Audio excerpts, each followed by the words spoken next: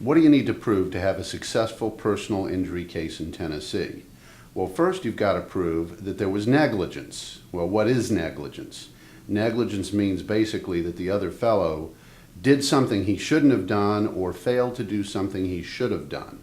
So if you can prove that, then you've proven negligence. For instance, if you're sitting at a red light and another fellow plows into the rear end of your car, he was negligent because he failed to do what he should have done, which is avoid running into the back of your car.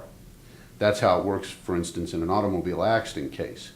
The next thing you have to prove is that as a result of the accident, you suffered injury. Okay, what does this mean? Personal injuries.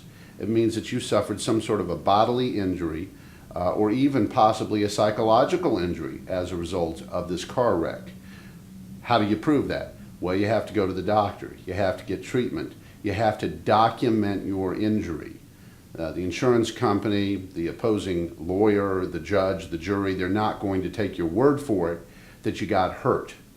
What they're going to look at is whether or not you obtained medical treatment, whether or not you obtained it promptly, and how you went through this course of treatment. If you just testify or tell somebody that you were hurting and you did some exercises at home to stretch out your back, unfortunately, nobody's going to believe you. You have to document it with doctors' reports, physical therapy notes, if necessary, testing from x-rays or MRIs or CT scans. Those are the kinds of damages we talk about in automobile accident cases and other personal injury type cases.